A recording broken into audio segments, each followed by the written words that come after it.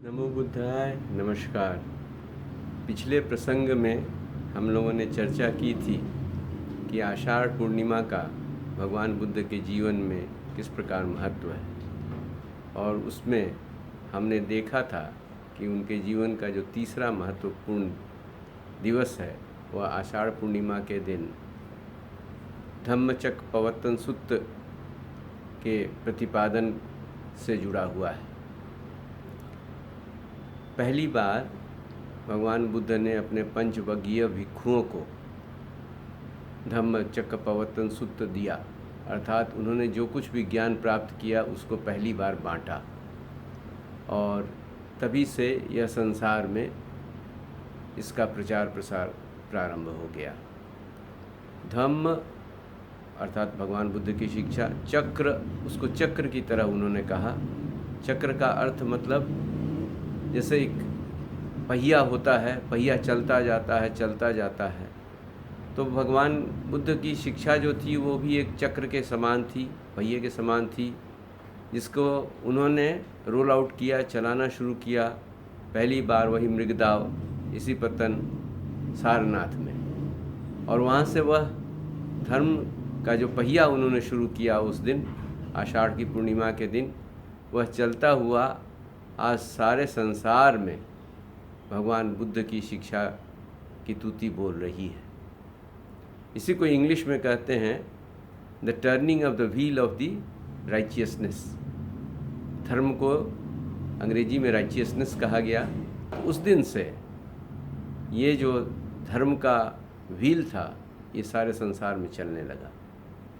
तो ये पंचवगीय भिक्षु थे कौन? ये पांचों वही भिक्षु थे जो भगवान बुद्ध के साथ, भिक्षु सिद्धार्थ के साथ हठयोग की तपस्या कर रहे थे। लेकिन जब भिक्षु सिद्धार्थ ने हठयोग की तपस्या उरुवेला में छोड़ दी तो वे रुष्ट हो गए, और वहाँ से उनको छोड़ करके वे मृगदाव सारनाथ इसिपत्तन में आकर रहने लगे। इन भिक्षुओं के नाम थे कौंडन्य, वाष्प, भद्दीय, अश्वजीत और महानाम। तो जब भगवान बुद्ध उनको शिक्षा देने के लिए आए तो ये पांचों भिक्षु पहले से ही नाराज थे, क्योंकि भिक्षु सिद्धार्थ ने छोड़ दिया था वह मार्ग हठयोग का, और इसलिए इन्होंने निर्णय लिया, जब दूर से देखा कि बुद्ध आ रहे हैं तो इन्होंने सोचा कि उनको कोई सम्मान नहीं देना है, न तो उन्हें बैठने के लिए कहना है, न उन्हें जल प्रदान करना है, बस ऐसे ही बात करनी है। लेकिन जब वे नज़दीक आए और जब उन्होंने बुद्ध की आभा देखी तब उन्हें लग गया कि अवश्य ही अब भिक्षु सिद्धार्थ वही नहीं है जो पहले थे, और तब वे सभी उनके चरणों पर गिर पड़े और भगवान बुद्ध ने उनको अपना उपदेश दिया। तो भगवान बुद्ध ने जो उपदेश दिया उसके 3 अंग हैं, एक मध्यम मार्ग, एक 4 आर्य सत्य, और तीसरा है अष्टांग मार्ग।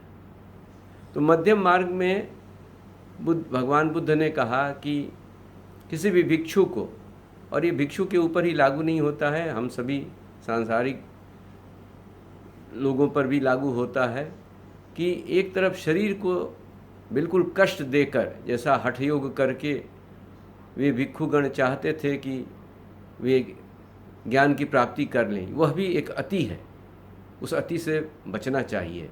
और दूसरी तरफ सांसारिकता में, संसार के भोग विलासों में खो जाना, उससे भी बचना चाहिए। तो भगवान बुद्ध का कथन है कि मनुष्य को चाहिए कि इन दोनों अति से बच करके मध्यम मार्ग पर चले, अर्थात अति सर्वत्र वर्जेत। यह तो पहले भी कहा गया कि अति सभी जगह अति न करने की सलाह दी गई है। आज अगर हम समाज में देखें तो हम देखते हैं कि भोग विलास की वस्तुओं के लिए मनुष्य इतना पागल है कि वो चार्वाक के सिद्धांत पर चल रहा है, ऋतं कृत्वा घृतं पिबेत यावत् जीवेत सुखम जीवेत। अर्थात अगर पैसा नहीं भी हो तो कर्ज ले लो, लेकिन रहो ऐसे जैसे घी पीते हो, मतलब कर्ज लेके रहते रहो, ज़िंदगी जीते रहो। तो ये मध्यम मार्ग जो है, दोनों एक्सट्रीम से बच करके चलना, यह बहुत ही ज़रूरी है और इस पर चलते हुए हम अपना कल्याण कर सकते हैं। 4 आर्य सत्य क्या हैं और अष्टांग मार्ग क्या है, इस पर हम चर्चा करेंगे अगली बार की। तब तक के लिए नमो बुद्धाय, नमस्कार, जय हिंद।